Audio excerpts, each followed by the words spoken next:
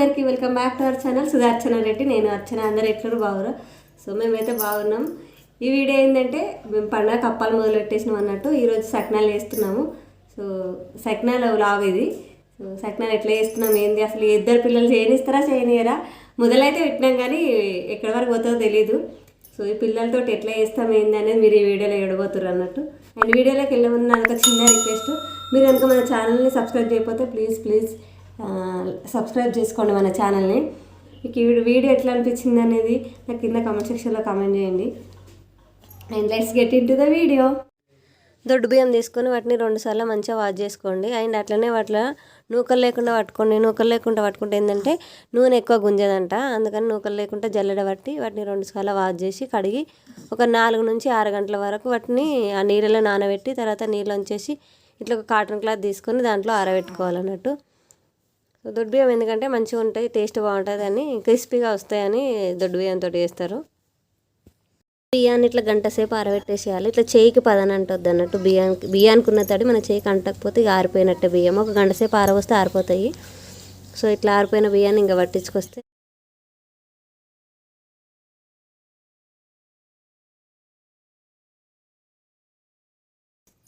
ఒక మంచి cotton cloth తీసుకొని ఇట్లా పరుచుకోవాలి. దీని మీదనే ఇప్పుడు మనం సకినాలు వేయాలన్నట్టు. కాటన్ క్లాత్ అయితే తడి తొందరగా వీల్చుకొని తొందరగా సకినాలు ఆరిపోతాయి అన్నట్టు. అందుకే కాటన్ క్లాత్ వేసుకోవాలి. కింద ఆరబెట్టిన బియ్యాన్ని ఇట్లా పిండి పట్టించుకొచ్చుకోవాలి. ఇంట్లో మనకు కావాల్సినట్టు నువ్వులు, ఓమ, ఉప్పు అన్నీ వేసుకొని కలుపుకోవాలన్నట్టు. మెత్తగా వాళ్ళకి చెప్తే వాళ్ళే పడతారు మెత్తగా. నువ్వుల్ని గాలి చేసుకోండి, లేకపోతే అందులో ఏమైనా వేసుకుంటే మొత్తం తిన్నప్పుడు అంతా కసకసం తలుగుతూ ఉంటుంది.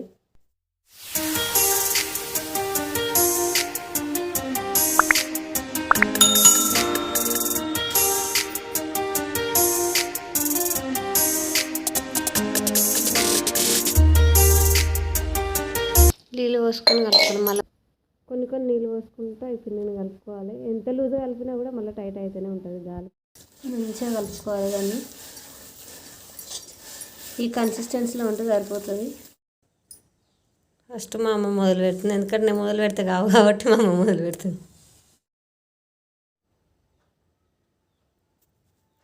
ఒకవేళ లూజ్ అయినా కూడా టెన్షన్ ఏం పడాల్సిందే. ఇట్లా బట్టలు వేసి ఇట్లా అంటే అదే వాటర్ కొనుక్కుంటాం. ఒక సైడ్ నుంచి పోసుకోవాలి ఎప్పుడైనా సకినాలు.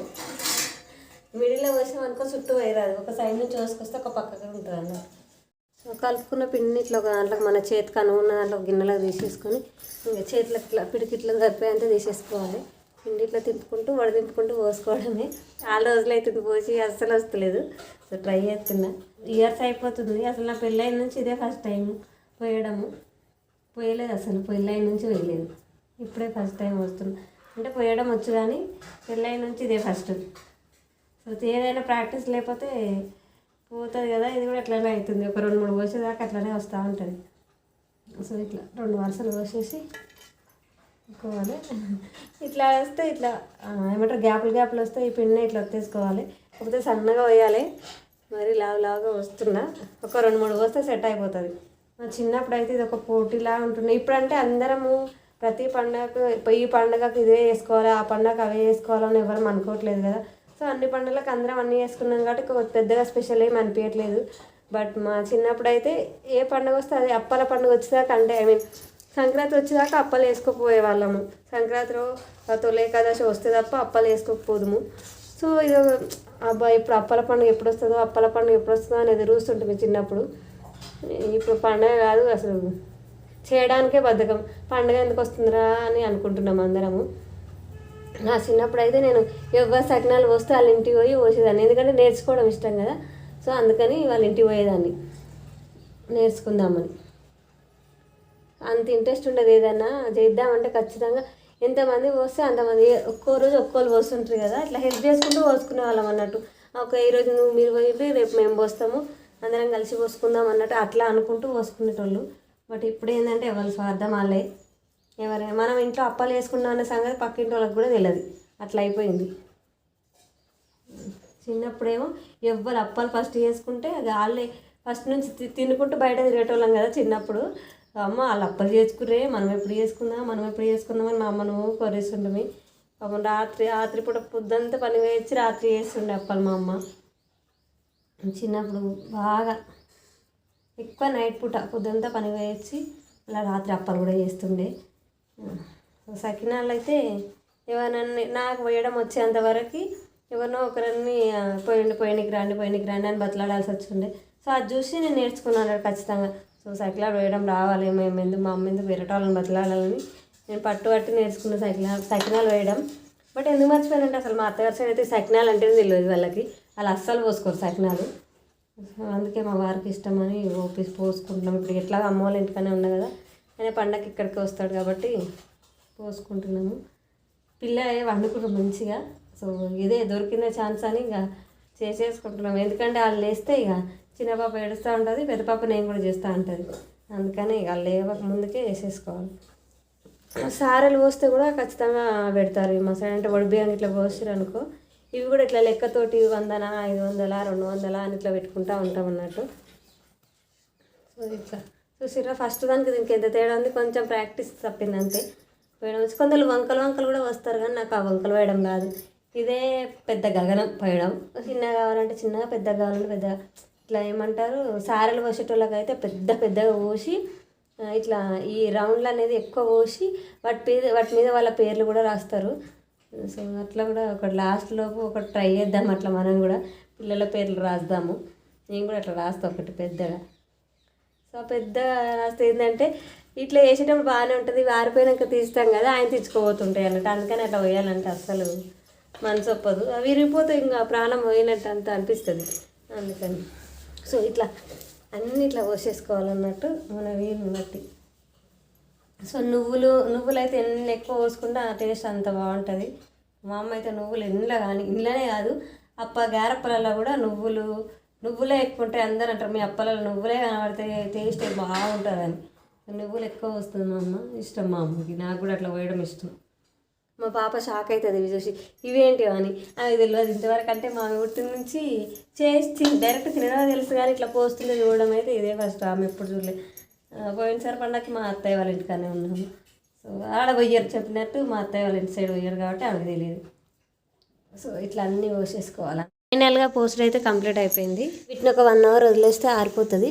ఇట్లాంటి ఒక షార్ప్ స్పూన్ కానీ ఒక మూత కానీ తీసుకొని ఇట్లా అప్ప కిందికి ఇట్లా దీంతో తీసేయాలన్నట్టు. సకినప్పుడు తీసి ఇంకో మూతలో తీసేసుకోవాలి. అట్లా ఒక 4-5 మన బాండిని బట్టి మన ముక్కుడు ఎంత సైజు ఉంటుందో దాంట్లో ఎన్ని పోలుతాయో దాన్ని బట్టి దీంట్లో తీసేసుకోవాలన్నట్టు. మంచిగా ఆరిపోతే ఇచ్చుకోకుండా వస్తాయి. ఇచ్చుకోవడం టెన్షన్ పడే పని లేదు.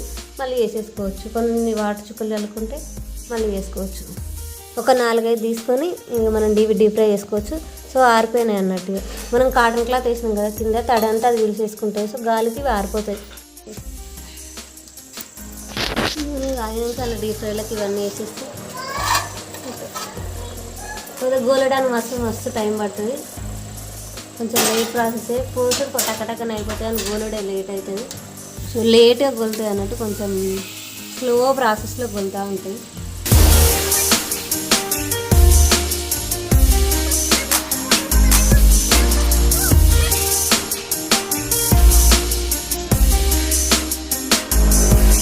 పిల్ల కోసానికి బియ్యం పిండి తీసుకొని అందులో కారపొడి, పసుపు, ఉప్పు ఎక్కువైతుంది, జీలకర్ర, నువ్వులు. ఈ నువ్వులు గాలించుకొని వేసుకోవాలి. ఎందుకంటే కొంచెం ఇసుక లాంటిది ఏమన్నా ఉంటే మనకు తింటుంటే తగులుతుంది కదా. అందుకని పిండిని మంచిగా ఉప్పు కారాలు కలిసేటట్టు కలుపుకోవాలి.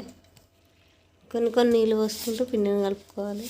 బియ్యం పిండిలో శనగపప్పు కానీ మినపప్పు కానీ ఏదైనా పోసి పట్టించుకోవచ్చు. సో మేము తినాలని మా పాప కోసం నా కోసం, కానీ అమ్మ శనగపప్పు కాదు మినపప్పు పోసి పట్టించింది అన్నట్టు.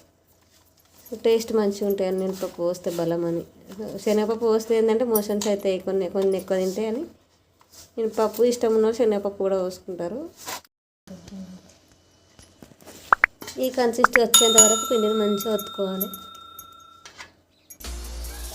రెడీ చేసుకున్న పిండిని ఇట్లా మురుకుల పీటనైనా కానీ మురుకుల పావులు వేసుకొని ఒత్తుకోవాలన్నట్టు. మిషన్ లాగా మురుకుల మిషన్ ఇది.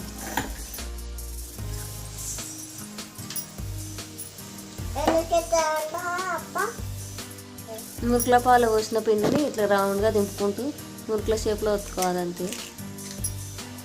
ఇసంటి ఐడియాలు మా అమ్మకే వస్తాయి. ఈ ప్లాస్టిక్ కవర్లు వేయాలి, దాంట్లో వేయాలి, దీంట్లో వేయాలి.